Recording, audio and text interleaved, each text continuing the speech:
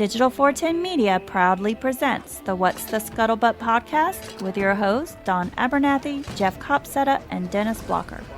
Welcome, everybody, to another episode of the What's the Scuttlebutt Podcast, your favorite World War II-based podcast. And the whole crew is back together again with return guest from the WWII Foundation, Mr. Tim Gray. Jeff, Dennis, how you guys doing? Excellent. Very excited for tonight's show. This is going to be a good one. We appreciate Tim being here. Now, Tim, it looks like since you last joined us, you have added to your collection behind you. For those of you listening to the audio version, you'll have to wait a week for the video version to come out. Yeah. We talked about your boombox last time. It looks like you got some original or recreated G.I. Joes now behind you. Yeah, they're original. And we've got a Steve Austin. Of course. $6 million man. And we've got Dr. Zayas. We've got the Fonz. We've got Al from Happy Days. We've got Evel Knievel. Is that a patent down there behind your mug? Yeah, that's an Eisenhower, actually. Eisenhower. Nice. Yeah. And we've got a Nisei soldier from World War II. We've got Vinnie Barbarino. We've got Lenny and Squiggy. We've got Chachi.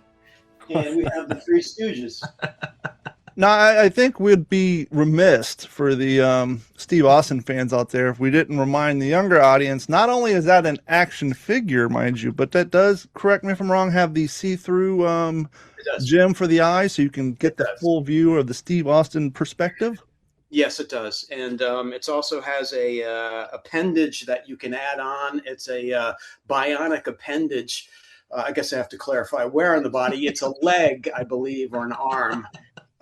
So yeah, we've got that. It's a very eclectic background, mostly celebrating growing up in the 80s and all the people, like Vinnie Barbarino, who influenced my life.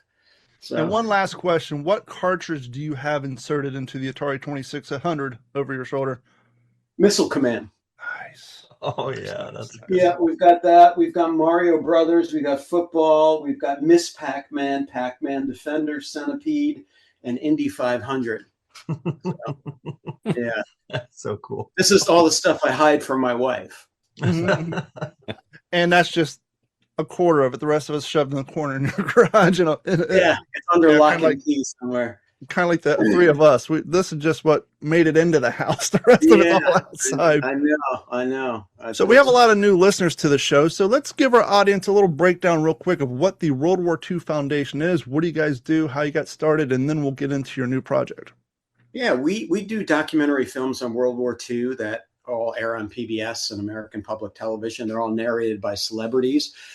Jim Nantz at CBS Sports does a lot of our documentaries. Gary Sinise, Paul Giamatti, Kevin Bacon, Keith Morrison from Dateline. We've had Darius Rucker, Luke Bryan, Bill Belichick, of all people, Matthew Broderick. We've done about 45 films to date, and they're all narrated by celebrities, and they are all over the world.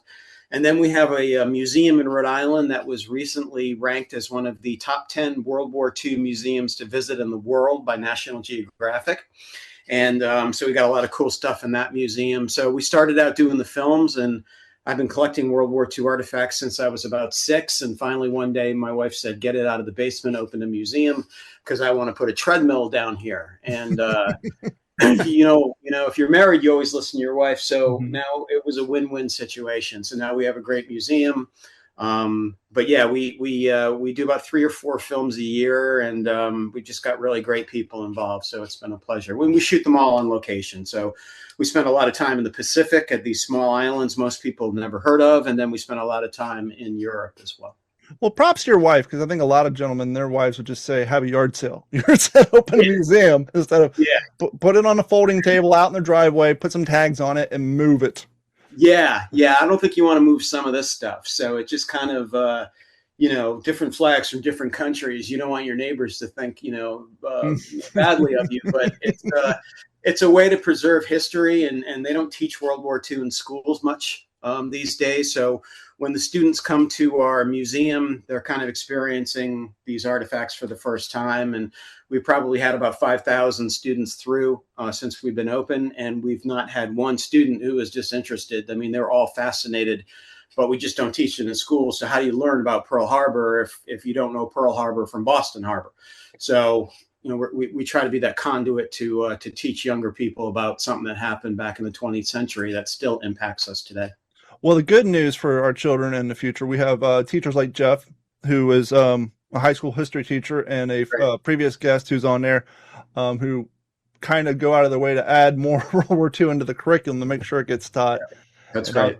And I was explaining to Jeff one time, we had a guest on here. One of the things he does to make sure his kids are paying attention, because he's a living historian like we are, he'll put up real photos in the slides, and then he'll sneak in some from our events that are in black and white, and just to see if anybody's paying attention, like, wait a minute, why are you in that photo? Just to keep them on their toes. Yeah. It's important. You know, I just think it's students learn visually these days. So we bring some VR technology into it. We bring some AI technology, video technology into it. We try to meet the students where they're learning, which is basically on their iPhones and visually. So your latest project, we reached out to you because I saw you guys do great promotion. I saw what you're working on, and that is The Road to Rome. Give us a breakdown of that.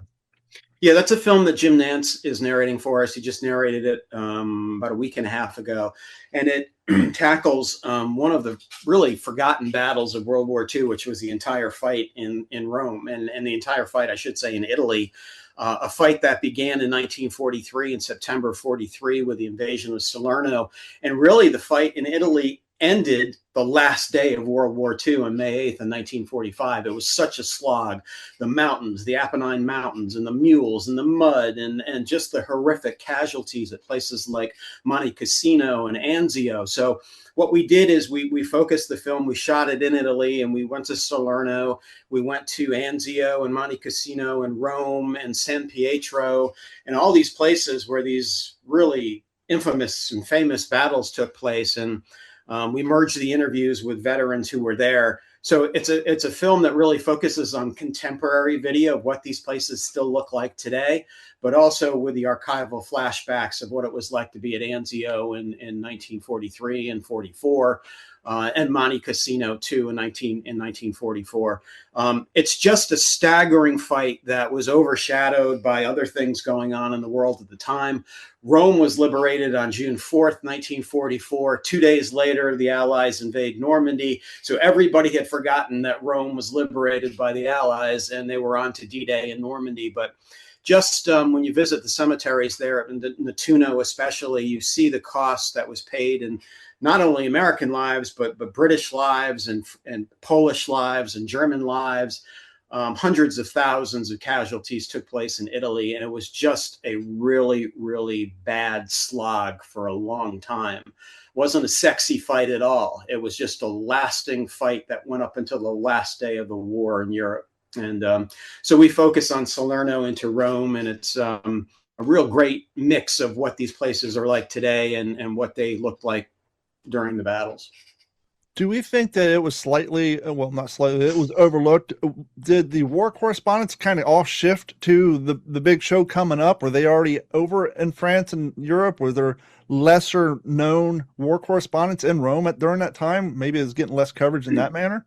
Yeah, I mean, Ernie Pyle was in Italy, and he did the best he could, but he was moving around a lot too. It wasn't a sexy fight, It wasn't like a landing on Omaha Beach or an Iwo Jima or Tarawa or Guadalcanal. It just didn't have this appeal just because it was such a slog. And it was a foot by foot battle where the Germans always had the high ground and the Allies always had the low ground, and they always had to go take the high ground. And the Germans were well entrenched. There weren't a lot of flamboyant leaders in Italy like a Patton or an Eisenhower to some regard, or a Montgomery. It was Mark Clark. And Mark Clark was not what you would call a sex symbol or a guy who, was a guy who would be on the archival reels all the time, like a Patton or somebody like that. So he was a very subdued and businesslike. So it didn't have that appeal, I think, in those ways, even though a lot of people in the United States were of Italian ancestry and they wanted to know what was happening in the country. And the Italian boys were fighting in Italy who came from the United States. So it just didn't have the gravitas of some of the other battles that were going on, and didn't have the leaders who were, great on the newsreels. And then after D-Day, it all became about what was going on, in Western Europe. So it was an important battle because it drew the German forces away from Western Europe for D-Day, and also drew German forces away from the Soviet Union, the battle there. But in terms of just being like a wow fight, it was just foot by foot, and a lot of that was in the mud, and a lot of mountains, and it was just. The guys who fought there were incredible warriors to have to be able to fight in the mountains against an entrenched enemy. Now, Jeff, I know you have a trip coming up. Do you have any questions? Oh yeah, I got a million questions. Please. Yeah, I've got an overseas trip planned with some students from the high school. So we'll be doing Milan, Florence, Venice, and down to Rome. It's a 9-day trip. Yeah. And I got caught off guard 2 years ago when we went to Greece. I didn't realize how much World War II history was in Greece. So I thought, you know what, this is the time. This is the time for me to learn a little bit more about the Mediterranean. Because for me, most of my knowledge came from, to me, still one of the greatest war movies in Patton. Learning about Sicily and the Ninth Air Force and P-47s, busting bridges.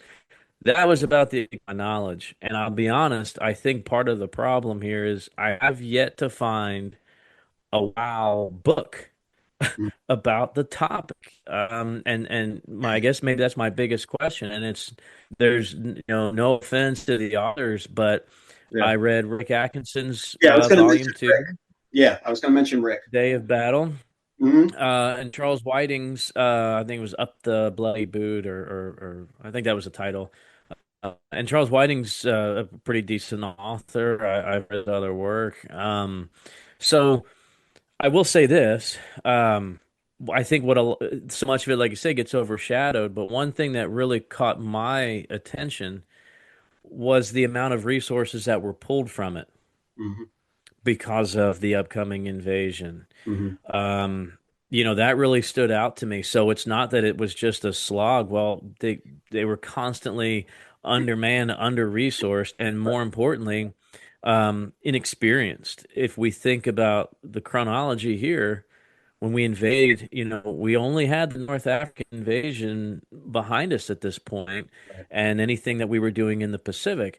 So it really was an animal within itself. And like I said, mountains, the climate, the topography there, I think really created a challenge that I'm not sure our Army was really prepared for, or had been able to train for, maybe with the exception of Darby's Rangers, maybe. But that surprised me the most. So I guess long-winded question is, any other good books that you recommend on the topic that needs to have light shone on? I mean, for me, the Tuskegee Airmen, because they were based in Ramatelli, Italy. There's a whole story there about the Tuskegee Airmen and what they were able to accomplish. But their base is about an hour and a half, hour 45 from Rome. And there's only one building still standing there now, which is the Air Administration Building, which was the key building where they would get their briefings and so on and so forth. So for me, learning about that, and also the Ploesti raids in Romania, because they took off from Italy and North Africa to bomb the oil refineries, a lot in North Africa. But there are certain topics there. One of the topics that got us to Florence to film was a Bob Dole story. Senator Bob Dole was wounded in a town north of Florence called Casteldiano. and he was fighting up there and severely wounded, and the rest of his life he carried those wounds with him, and that was in the Apennine Mountains there, in the Gothic line. So to me, there are stories within the stories, but Italy has always been besides Rick's book, which is excellent. I found that to be kind of the most comprehensive, but you were right on the other point of they weren't ready. I mean, they were throwing like the 3rd Infantry Division in and the 45th Infantry Division in Italy, and that's where they made their bones, and then continued up into Germany to not only fight, like guys like Audie Murphy with the 3rd Infantry Division, but the 45th who liberated Dachau.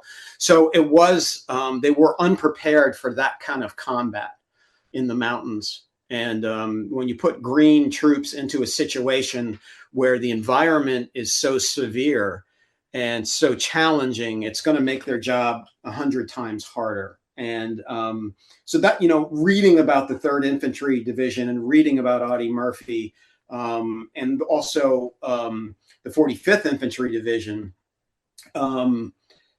those books will cover those topics of fighting in Italy. And, I think there are some definite good books out there. I'm drawing a blank on some of the authors, but they are definitely good books out there about Italy. Even as you get into the Apennines and the Northern Apennines where Dole was wounded, and where Daniel Inouye, the senator from Hawaii, also lost his arm, which was about, a couple of miles from where Dole was wounded. So it was just a brutal fight. There's some really good documentaries out there on the fight in Italy too. And all you see are mountains and mud and mules. And they had to pull the 82nd Infantry Division after, what happened at Anzio, and bring them up as well for what was happening on D-Day and the invasion of Western Europe. So you're right. They did pull some big resources there. It was kind of the stepchild at that point in the fight. Yeah. We were discussing the civilian consideration is a major factor there too. And like you said, you're putting in green troops; they're not experienced, and then you throw thousands, hundreds of thousands of civilians that are caught up in between German occupation and now the U.S. liberating. But it's not always that cut and dry. No, it's not. There's a lot of the collateral damage that goes into liberating a place. So like a lot Naples. of complications there. Naples was exactly. destroyed, and they were destroyed mostly by American and Allied air power, bombing the heck out of Naples. And a lot of the people who lived in Naples had to go underground, and then the fighting became street fighting. So it was interesting. I mean, the Americans did a lot of damage in Italy. Italy had already pulled away from Germany, that alliance. But still, the Italians were hit. The Italian citizens were hit extremely hard, and that lasted for a few years after the war. There were just poverty and hunger issues, and there were a lot of great archaeological sites dating back centuries and centuries that were destroyed by Allied bombing. Monte Cassino is always used as the reference of the destruction of that ancient abbey, when maybe it didn't have to be destroyed. But that's in war. You don't worry about stuff like that. In war, you're trying to kill the enemy and get them out of their hiding places, and that's just war. So it's still a beautiful country, and the people, when you go back today, are very grateful when they find out you are American, even though their country paid a heavy price for that liberation. We were discussing earlier how this particular topic isn't covered as widespread as the other theaters. When it came to research material for this project, did you find that actually was beneficial because there was more the material you found hasn't already been done so many times by so many different outlets, or was it harder to find original material and source material to use for this project? It wasn't too bad to find it. I mean, World War II was the most photographed war in history, and there were cameramen everywhere, and in Italy as well. I mean, you have the entire destruction of the Monte Cassino monastery. You've got it from every different angle when you look at the stock footage houses. And we always kind of, when we're doing a film, we always go to somebody in that area who knows the history, like you guys.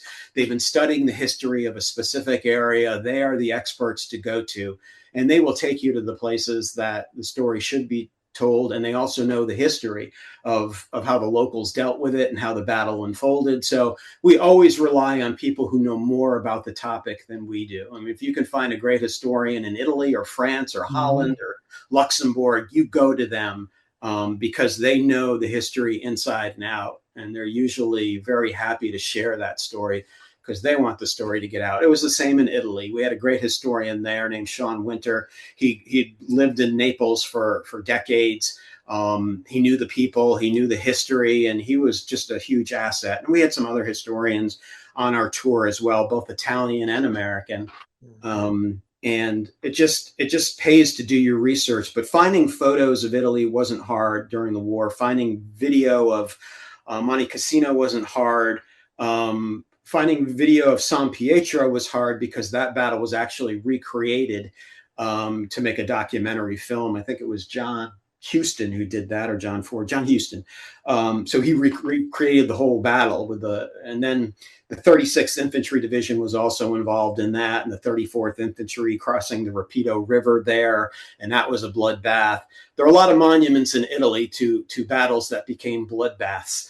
And you just kind of follow that route, which is Highway 6, that leads you all the way through these villages in Monte Cassino. That takes you right into Rome. So you're following the exact road that the Allies needed to take to get into Rome on June 4th, 1944. So I found that interesting, that they're taking over these villages and these monasteries, and they're all high ground areas, and you have to get them to take the road. And so we followed that direct route, which lent itself to some pretty good filming as well. And Anzio is another story. People hear about Anzio, but that turned into a quagmire after they landed. And it's a very flat area, and the Germans were watching them and could shell them the whole time. And they brought in reinforcements, and the guys who were at Anzio got absolutely pounded.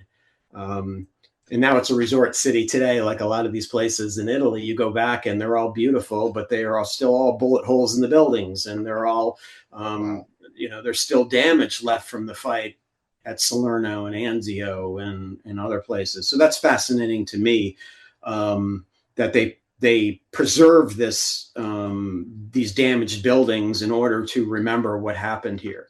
They didn't want to erase the history of what happened there. They wanted people to look at them and understand what the cost of liberation was. I think that in and of itself says a lot about the local governments and the people who live there, because I'm sure there's plenty of business people who come in there wanting to pretty things up, quote unquote, and someone realizes, no, there's importance for this. Yeah, there's tourism. There's real importance behind all this. Well, they understand, but Pompeii is there and Vesuvius is there. So they understand that preserving these archaeological sites, even though it was only 80 years ago, these are becoming archaeological sites, that does bring in tourism. But it also tells the story that a battle came through here. The battle may have been 1,000 years ago, or it may have been 80 years ago, but they do a great job of preserving that history, good, bad, and the ugly. You kind of touched on a little bit earlier, AI in production. Yeah. Are you guys taking advantage of it? You kind of trying to stay away from it to keep your feel and your tone to your projects as your previous ones? Do you find it beneficial for maybe cutting a scene that otherwise you wouldn't have the budget to do? How is it affecting production? We use AI in our films, and the reason we use AI in our films, if something doesn't exist, AI allows you to recreate it. However, the caveat with that is, anytime we do a film, we put on the screen AI recreation. So there's not a lot of video of Japanese in caves on Iwo Jima. Sure. So if we're talking about the Japanese gathering in a cave for a last-ditch banzai charge at the end of the Battle of Iwo Jima, what do you do? Mm-hmm. So what we have found is that AI has become so good in the use of creating photos and now video. We can tell AI we need 6 Japanese soldiers or 20 Japanese soldiers in a cave. and they're like, AI will give you something. Okay, now we tell AI the helmets are wrong. That's what I was going to say. AI is real good about getting uniforms wrong. The guns are wrong. Those aren't Arisakas. Those are Springfield 1903s. Why are they wearing Doc Martens? Why are they wearing Doc Martens? Why do they have Under Armour shirts on? Exactly. I mean, it's one of those things where you keep doing it until it's right. Mm-hmm. But it does help us. But we always make sure to let the viewer know that this is an AI recreation, because in essence, we're creating something that's fake. But we're putting it in there to help tell a story, but we also don't want to deceive people. So we make sure we tell them. We've been using it now for probably about 4 or 5 years, and it's helped us. If we're doing a story on a village in France that was burned down by the German 2nd SS Division, like Oradour-sur-Glane, there are some photos that exist of the massacre, but that's it. So we create situations based on what the eyewitnesses tell us, and we create it until it's authentic, but we always indicate ethically that this is a recreation, because honestly, AI is getting so good now that sometimes it's hard to tell. But we're not in the business. The documentary business is different than the feature film business. Sure. With documentaries, you want them to be 100% accurate. With a feature film, you can take that feature film and do anything you want with it, because it's only going to be about 11% accurate. The rest is going to be Hollywood making stuff up and adding things and everything. But with documentary films, ethically, they have to be correct. So that's something we're always very readily aware of, that we use it as a tool, but we use it the right way. And I'm sure it definitely helps, because obviously feature films have a bigger budget, right? And so now huge. Yeah. So when you're working on a documentary on a quote unquote shoestring budget, having access to a solid standalone AI engine, helps you get get those scenes, instead of trying to recreate something with some living historians and trying to get the right camera angles and trying to do, a location where you recreate it. So it's completely understandable. I love using living historians too. We've done that a lot. Especially in Normandy and D-Day, around some villages in France. Those guys are great. I mean, they're very proud of the way they display their uniforms. And if it's 101st, they're doing it accurately. So we've had great experiences with living historians, and they've been very eager to help us out. AI is just an easier way to do this now. And it helps you with organization. It helps you in a lot of different ways, but you only use it when you need it. We don't force it. If you need it, use it. If you don't need it and you have the actual photo or archival, use that instead. At the top of the show, you went down an extraordinary list of narrators who's worked on some of your projects. Yeah. I'm sure some of them just do it for the love of narration, and some of them probably have a huge love for history, which I guess is what I'm getting at. Are you used to it now, or do you find it kind of surprising, the different swaths of people, how they present themselves, or maybe what you're known for, and find out, oh, wow, they're really into this, or they're really into that? Is it kind of interesting how World War II kind of has a universal interest across a wide group? We look for narrators who have an interest in the military. And by that, we look for narrators who have an interest in World War II, or maybe their dad served in Vietnam, or maybe they have a son-in-law who's in the Navy now. So those are the kinds of people, or they've played a role, like Kevin Bacon has played a few military roles. Kyle Chandler from Friday Night Lights, he's played in a couple of World War II programs. Matthew Broderick was in a World War II movie after he did Biloxi Blues. And so Dan Aykroyd has been in a couple of World War II films. He's an interested historian when it comes to World War II. So we're more likely to get a yes from somebody who has a connection to World War II or the military. All of the guys we use now, Keith Morrison's very interested in World War II history. Gary Sinise is Gary Sinise, big military supporter. Paul Giamatti was in Saving Private Ryan. He's been in some other things as well related to the military.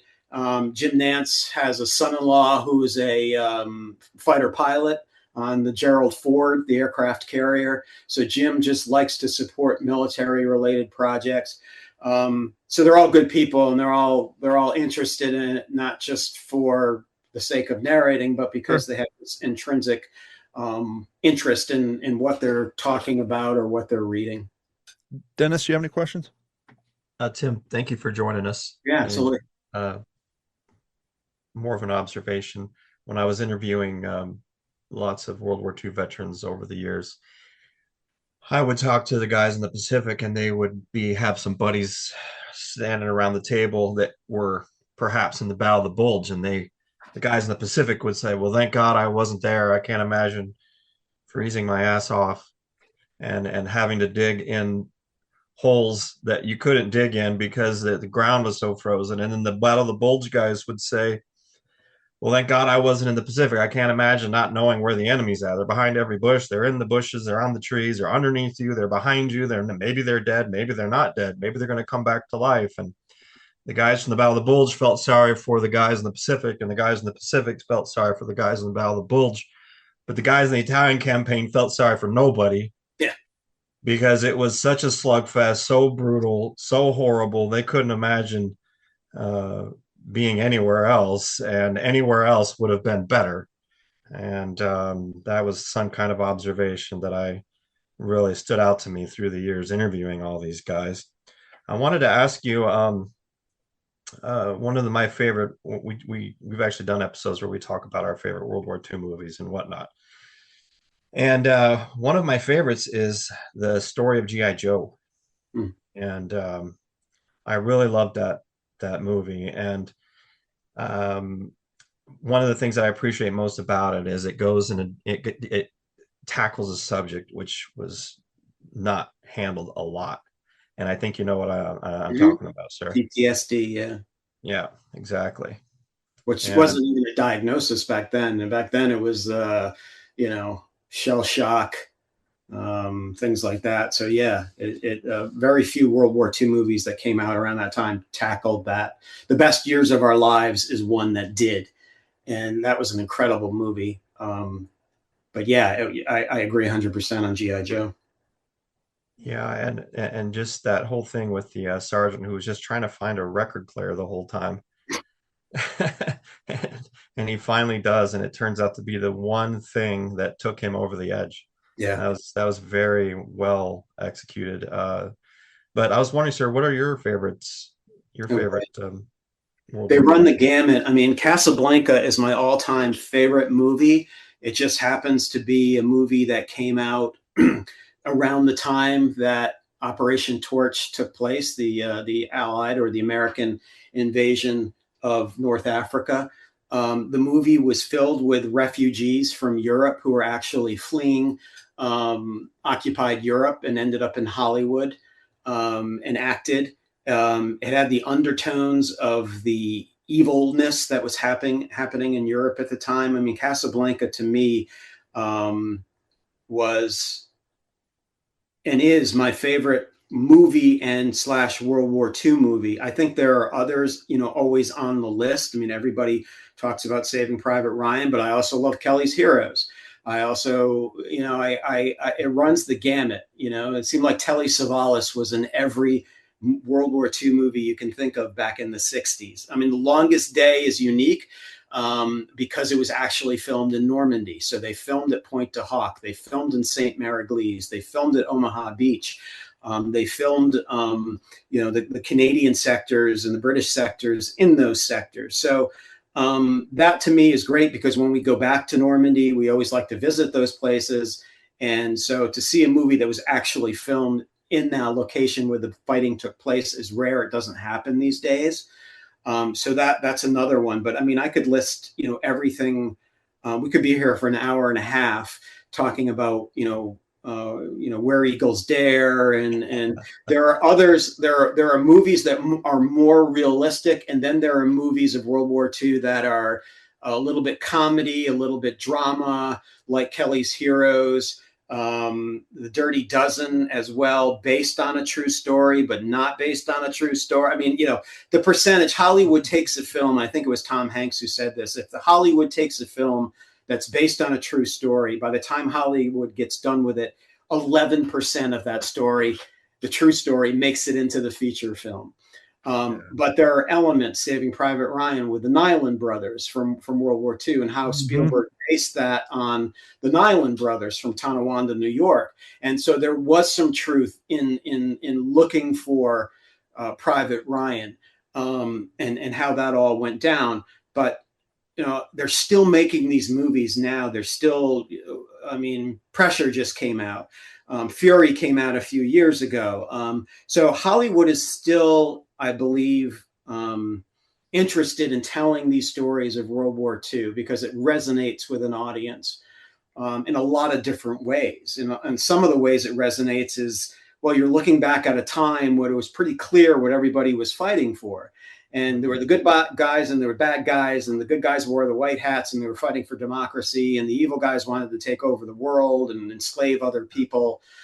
It was also a time when nations came together. And because we're so divided as a country now, people look back on times like that and say, wow, we actually came together as a team. We were one America, and we were all in the fight together, and everyone on the home front was supporting this, and everyone was together.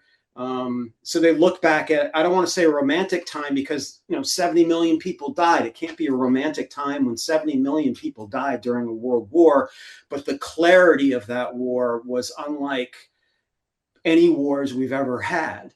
Maybe going back to the Revolutionary War, we're fighting against England. It was pretty clear we're fighting for our independence. But since then, the War of 1812, the Civil War, World War I, what was the clarity of all that? Vietnam, Korea, Afghanistan, what was the clarity of all that? And also back then, you knew who the enemy was. Mm-hmm. And today that's been muddled a lot when you go overseas. I think since Korea, it got muddled. During World War II, you knew the Germans were by the helmets they wore. You knew the Japanese were, obviously. So there was a lot of clarity in that war that I don't think that we've gotten since then. And people love the stories of that time. So World War II books are coming out all the time. Movies are coming out all the time. People are still interested. And I think they're still going to be interested when the last World War II veteran passes as well. They're always going to look back at that time and say, well, the world came together to do something right and just. And, it was pretty clear to know that Hitler, Mussolini, and Tojo were the bad guys. So it's just an interesting time from a filmmaking perspective and a documentary perspective and a book perspective that people are always trying to tap into that time to tell these stories. And but some of those films did deal with the shell shock and what these guys went through. And that's not a sexy part of war. It's not a sexy part of war, but it's a real part of war. And, when MASH came out in the 1970s, they did a great job of kind of bringing that up. It wasn't Hogan's Heroes. These are people who lost limbs, and these were people who had, nervous tics, real severe nervous tics for the rest of their lives, and really, really suffered. I've never been in combat. I never want to be in combat. It's hard to understand how you comprehend it. And as you know, guys came home from the war and some were totally fine. Others were totally affected. Others were, became alcoholics. Others committed suicide. It all depended on the individual soldier and how they experienced the war and how they dealt with it when they came home. So I find that part of it fascinating. When you liberate Dachau and you see all those bodies, and you've already been through fighting in Italy and Germany, like the 45th Infantry, how do you process what you're seeing now? And how do you block that out the rest of your life? I don't think you can. Then that raises the question, if you're someone there liberating Dachau, but you've been through a few campaigns versus the guy who maybe just shipped in 2 weeks ago, do they handle that in two different ways? Probably, yeah. I can't speak for them, but yeah, sure. You're seeing the worst of it. One of the interesting things, and not a lot of people know about this, but when Dachau was liberated and some of the other camps, I think it was Buchenwald and some of the others, what General Dwight Eisenhower did is he immediately invited in all of the media to see these camps that were being liberated by the Americans, not so much Auschwitz because that was liberated by the Russians, but camps that the Americans were liberating. He invited the writers in, he invited the videographers in, he invited the still photographers in, because he knew in 1945 that people were going to deny that this ever happened. Wow. He invited the local citizens of the town in. He didn't invite them. He told them they had to come in and bury the bodies.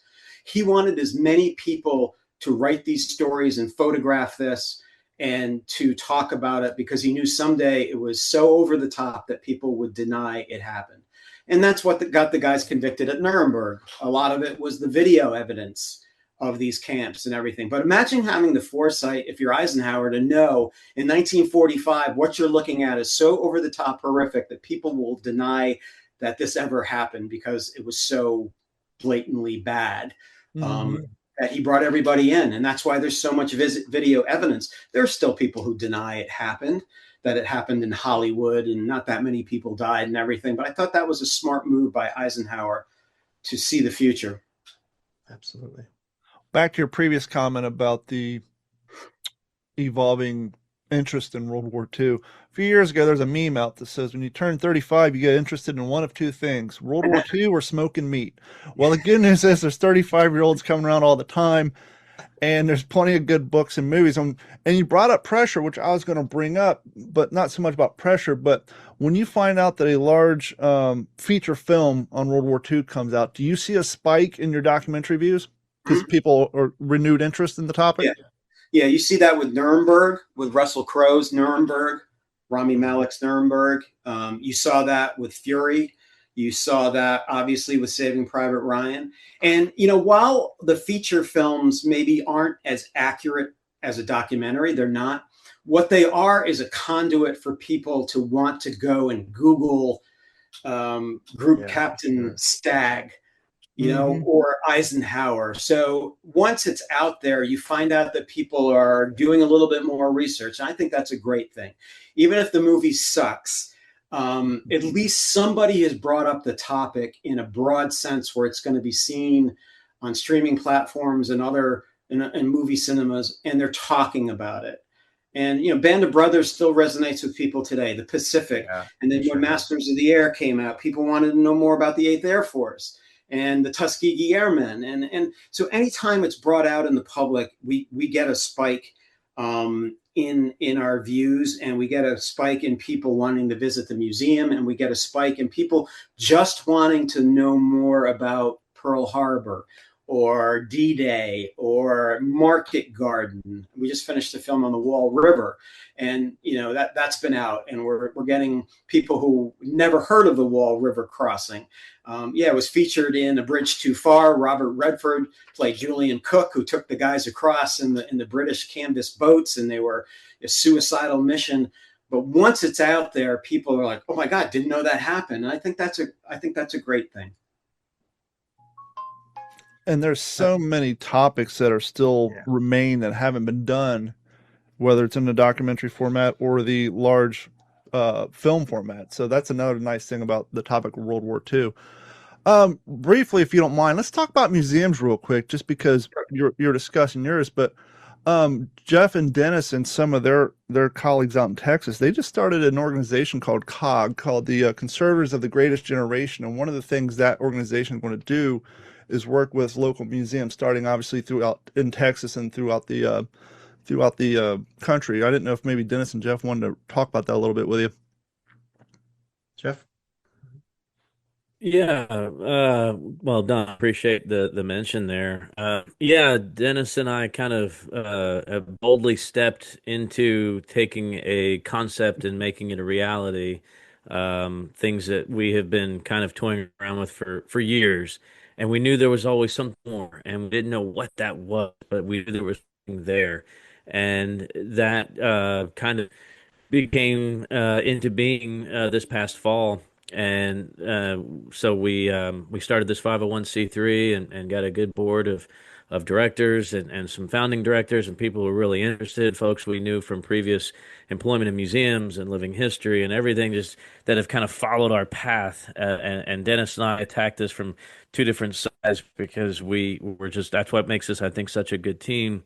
Him from the, publishing books and interviewing hundreds of World War II veterans, to me, in living history and museum field and education and film works, the perfect conglomerate to create Conservators of the Greatest Generation. So yes, one of the facets of the organization that makes us so unique is It's really more Dennis's brainchild, and I'll let him speak more. But essentially, we found in our travels that there are some amazing artifacts that are not. You go to immediately the World War II Museum, New Orleans, or where I worked, National Museum Pacific War, or Yeah. some of the big time museums. But there are so many that are just hidden in little towns all across rural Middle America Yeah. because grandpa passed away. The Yeah. family didn't know what he did. They find a Foot Locker and Yep. they say, well, let's take it to the local library or the local heritage society. Yeah. And so these things are on display with barely a mention of the veteran in them. So Yeah. the idea here is to basically create this national database of things that are on display at museums all around the country Yep. in a searchable form. That way, if somebody's writing a book or has an interest, or a student of history, whatever it may be, Yep. of the Norden bomb site, and they live in Rhode Island, Yep. they can search on our database where a Norden bomb site may be in Rhode Island that maybe nobody ever really thought of. So that's just one of the facets. There's another about basically a digital scrapbook of veteran service when we pull their records from National Archives and create a digital, visual, clickable link scrapbook that is a summary of their family member service Yeah. in World War II to Yeah. preserve a family legacy. That's Again, right. we're not aware of any other nonprofit that Yeah. are spearheading these efforts. Um, so yes, any cross pollination between your museum and COG, Yeah. we would greatly welcome, and we'll send an email, Absolutely. here in the next few days to link up. I'd love to keep in touch with you on that level as well.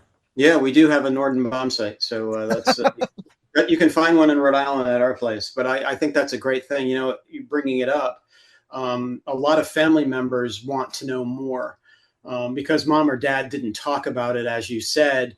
And when they're gone, or grandma and grandpa didn't talk about it, they find this Foot Locker, and they had no idea that dad was awarded the Silver Star on D-Day, or a Bronze Star on Iwo Jima, and they all of a sudden want to go down that rabbit hole. And it's an amazing rabbit hole because these archives really have a great way of telling them where their loved one was during World War II via pay stubs and morning reports and things like that. So we're finding a lot of middle-aged people are coming into us with a service number or something like that and saying, I have no idea about what my grandfather did or my father did. Can you help? And our guys at the museum love to do that research, and just to see their eyes when we tell them the story or some of the story of their father, it makes them look at their father in a different way. And a lot of the times their father didn't talk about it because he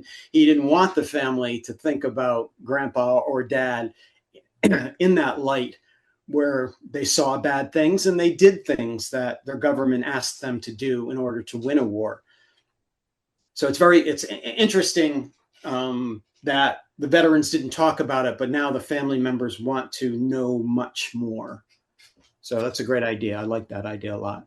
And one of the things we discussed in previous episodes on talking about this is, better than anybody, one of the limitations of a museum is your footprint and your display cases. And so oftentimes you guys have way more stuff in a back room and a box somewhere that hasn't been seen.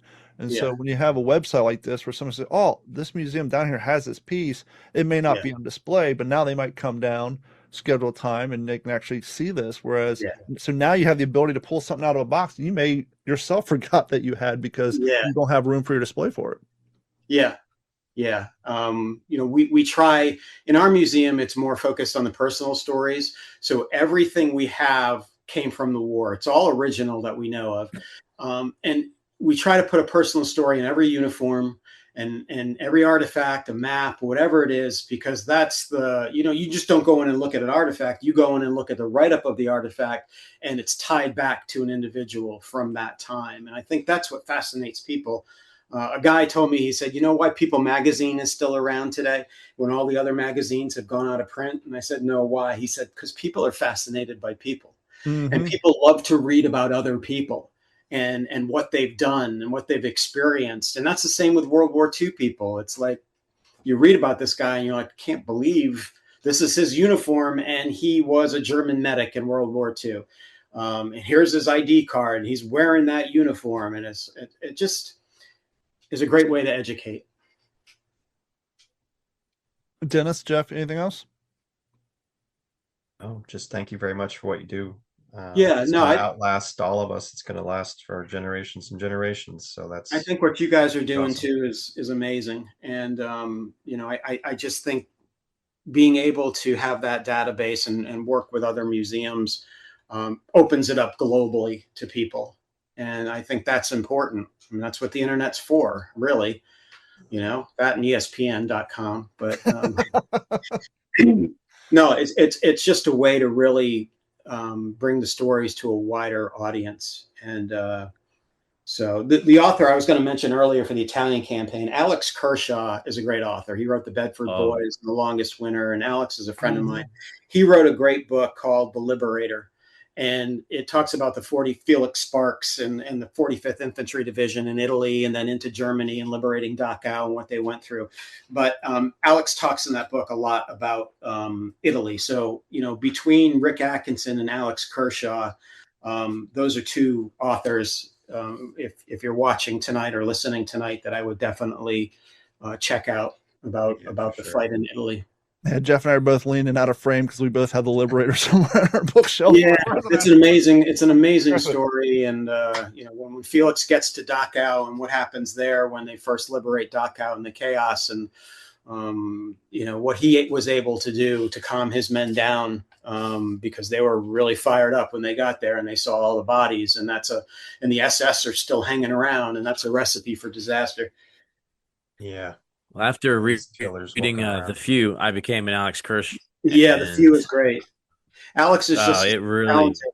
There are a lot of great talented writers out there. Adam Makos and Marcus Brotherton and Alex and John McManus has written a lot of great books about the 1st Infantry Division, and also the United States Army in the Pacific. The Army in the Pacific gets overlooked because they always focus on the Navy and the Marines. And so I've been blessed to meet a lot of these great authors, and they're just amazing writers. And on the topic of The Liberator, let's not forget that Netflix had that semi-interesting graphic series out on that book. It was really well done. Their way they decided to animate that was really original and creative.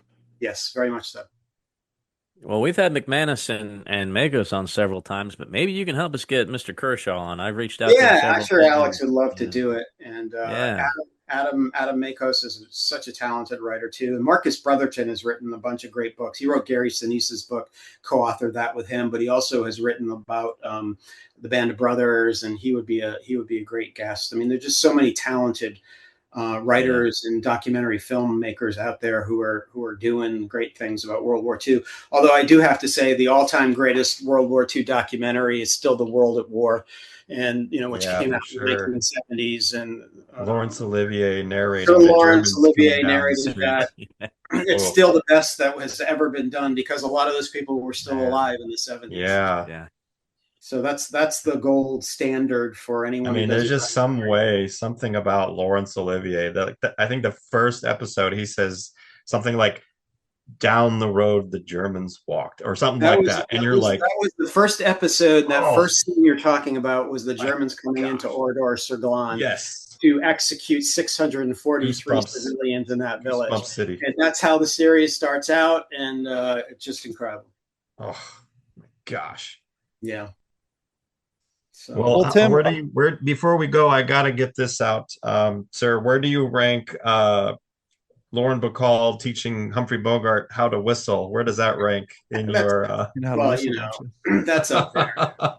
That's up there. But like I said, Casablanca to me is just the epitome of what was going on in the world at that time, with the right actors in the right places. Ingrid Bergman, you can't go wrong at all, and Paul Henreid and everybody else who was in that film.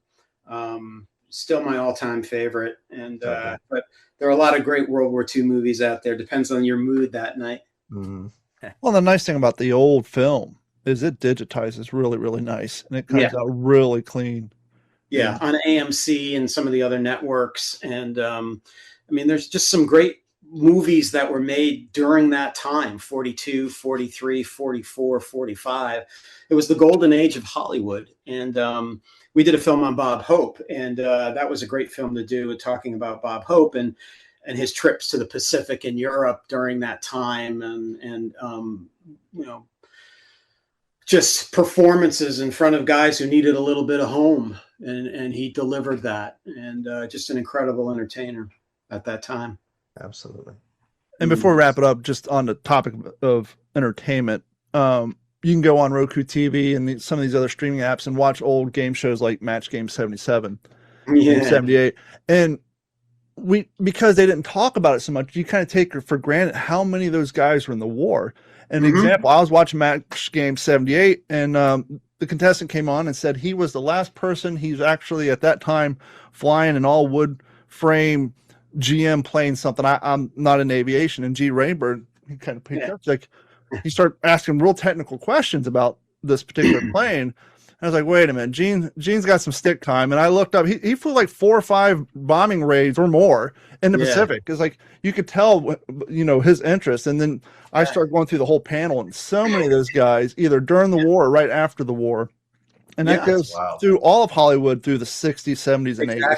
Exactly, guys. I mean, a bunch of the guys in Hogan's Heroes. I mean, they served. John Banner, who plays Sergeant Schultz, was an Austrian refugee, and when they did Hogan's Heroes, he refused to carry a German K98 rifle, so he carried a Krag, and he would not carry a German rifle as Sergeant Schultz. And he had been persecuted by the Germans, and his family killed. Part of his family killed. So there are little nuances in these series. Like Scotty from Star Trek was a World War II veteran, but any of those guys in the 60s probably would have been in World War II, because. Let me correct my stats. I do apologize to Mr. Rayburn. He flew 89 combat missions. That's crazy. B-17. He flew with the 394th Bomb Squadron.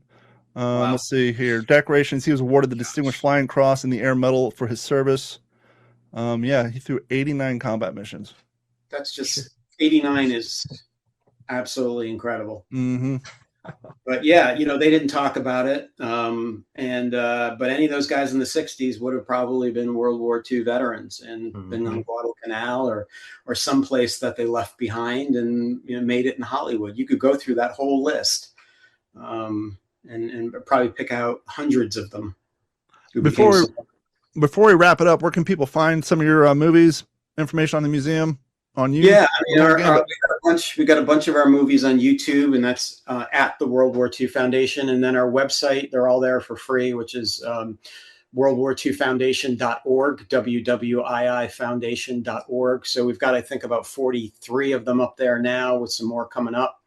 And they're all free. We try to make all of this available at no cost to people, so they learn about World War II without having a paywall there to prevent them from saying no. That's awesome. Have you guys thought about looking into like the Rokus and some of these streaming services that are free on the TVs? Yeah, we're on Roku, Fire Stick. We used to have a global app, but we found more people were visiting us on YouTube and got rid of the app. So YouTube is a big site for World War II videos and things like that. So right now, this year's the 25th anniversary of Band of Brothers, and we have a whole series we're running now through into September, when the series premiered, which was 2 days before 9/11.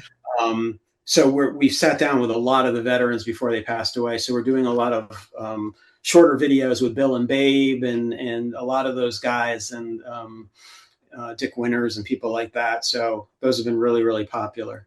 Yeah, we've had George Les Jr. on the show. We've had Wild Bill Garnier's son and granddaughter on the show.